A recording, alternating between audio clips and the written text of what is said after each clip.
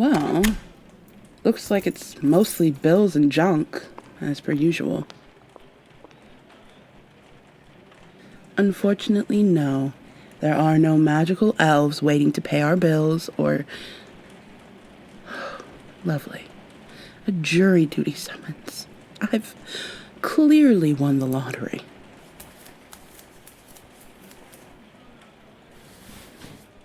Oh, but look. Here's an actual letter for you. Someone took the time to handwrite and mail you a letter. Isn't that wonderful, princess?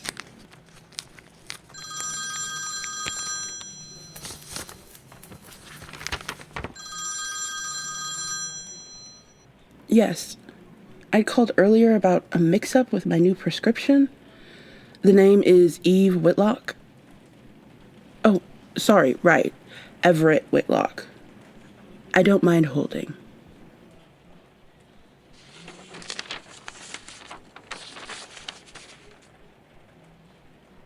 What are we thinking for dinner tonight, baby girl? Work was an utter zoo today, so I'd not mind ordering us a small feast and just kicking back with a terrible movie.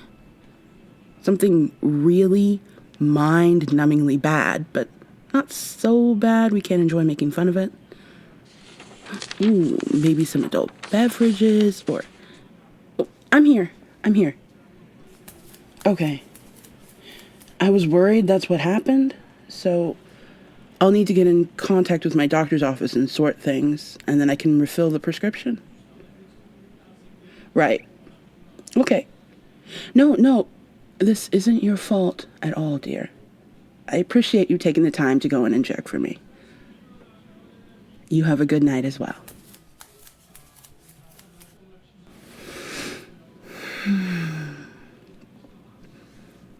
What's wrong, my love? What has Mommy's baby feeling all gray and stormy? Wait, who was that letter from? Not to pry, of course, but I saw how many pages it was, and there are only a few people I can think of who a letter from them could cause this big of a shift in you. No, don't do that. Don't brush it all off as though it's nothing.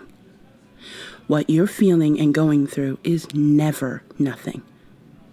Not to you, and most certainly never to me. Give me your hand.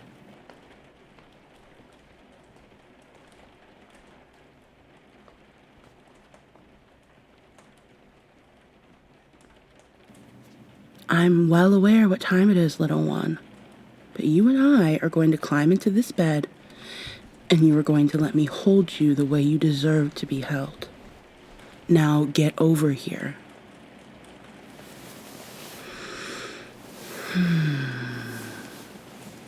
Okay.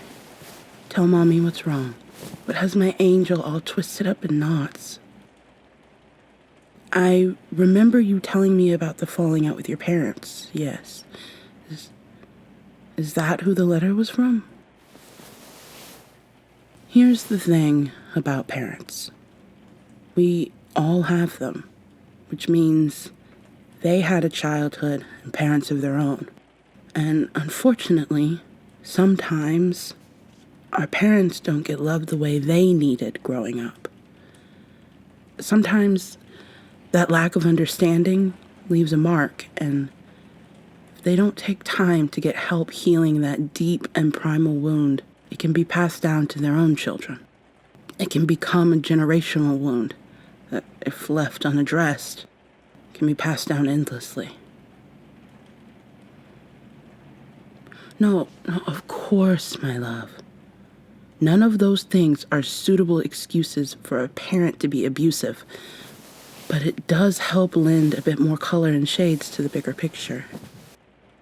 A part of growing up, sadly, is discovering that our parents are just people.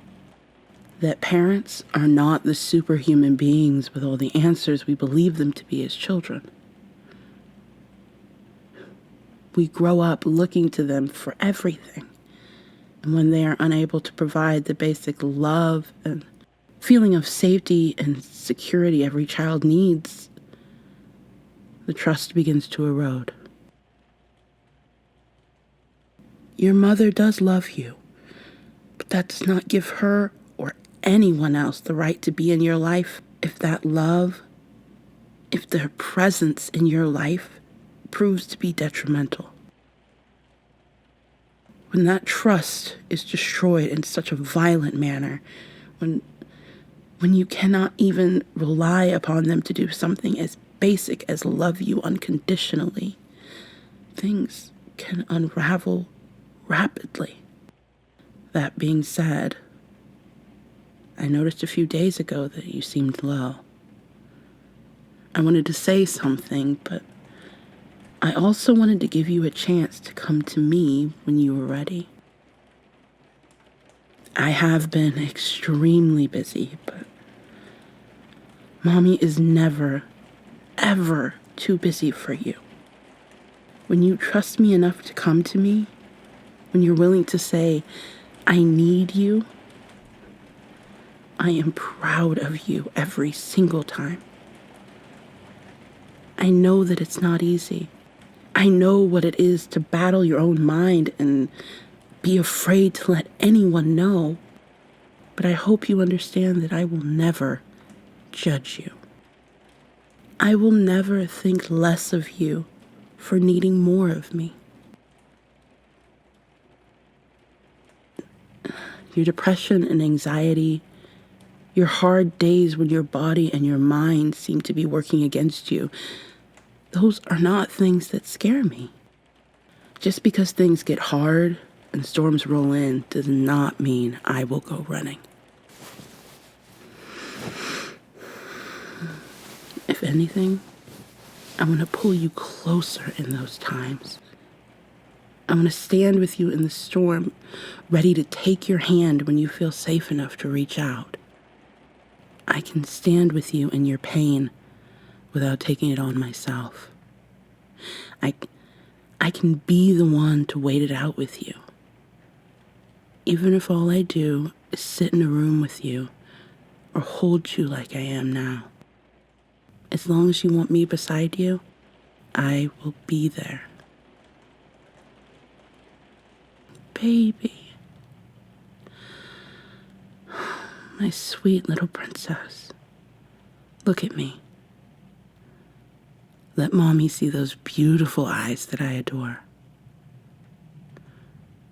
You are not now, nor could you ever be a burden. I chose to be with you, and I have chosen time and again to stay because I love you. I love you, and that love is not conditional upon the state of your depression or your anxiety or anything else you have no control over. So,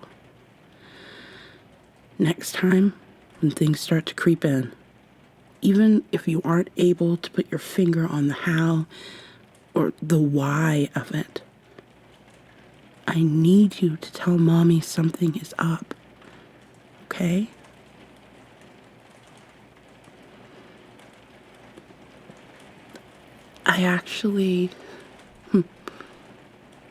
I used to be the same way. Hiding away my feelings and my pain as best I could for fear of being abandoned. I had this idea in my head that because I have this fun personality, that because I enjoy making people laugh, that was all I was good for. That was my purpose in all of my relationships. And so I thought that meant my storms, my own battles with depression, anxiety, and other hard things that would come up were for me to carry on my own. And for a very long time, I did exactly that. Every now and then, I'd give it a try. I'd share a piece of my heart that wasn't as bright and shiny, something that wasn't fun at all. And time and again, I would be embraced the first time I opened up. But then that was the extent of it. I went through a huge chapter in my life in which all I seemed to find were storms. One abusive relationship after another, losing my uncle who was like a second father to me, and then my great aunt, then my other great aunt, and while all of this tragedy took its toll, what hurt me the most was the people in my life at the time didn't have time for any of it. The storm clouds stayed overhead, and that was it for them. They slowly faded away, and it wasn't until I stopped opening up, until I swallowed my pain and kept it hidden, that they returned. That's the thing about fair weather friends, and hell, even family. We get this idea in our minds that we are the issue, that are going through tough times or battling for solid ground after being swallowed by the quicksand of depression justifies them walking away. Now, certainly, if we are going through crisis after crisis and relying solely on the emotional labor of those who love us, instead of doing the heavy lifting ourselves, that is a problem. It is never okay to use people as an emotional and trauma dumping ground. But it's also not okay to have people who say they love you never show up unless it's sunshine and daisies. It was very hard. It affected every friendship I formed moving forward, because at some point, I decided that it was my fault, that I was really meant to just be the good time friend. And so, when I met the friend family I have now, I was not ready for the love they so readily showed me. I wasn't sure how to respond to it, because it didn't come with conditions. They wanted all of me. The fun, happy-go-lucky Eve, but also the Eve who still has times when the depression and anxiety overtake me. I still remember the first time I opened up to one of those friends I'd been hiding that part of myself from. I remember our other friend having to reassure me that it would all be okay, that the love would not up and vanish just because I needed to confide in her, and sure enough, our friend was right. I opened up, and it only brought us closer. So, what I'm saying, what I really want you to hear, is I am not here for the fair weather. I am not here just for the fun parts, as much as I adore some of those very fun parts. I'm sorry, but have you not seen yourself? You are impossibly beautiful, sexy, charming, hilarious. You have a mind unlike few I have ever met. So how could I not be head over heels in love with you? How is that possible? Are you really being a brat right now? I know that's not what I'm hearing. We'll see. Oh, no. I have no plans.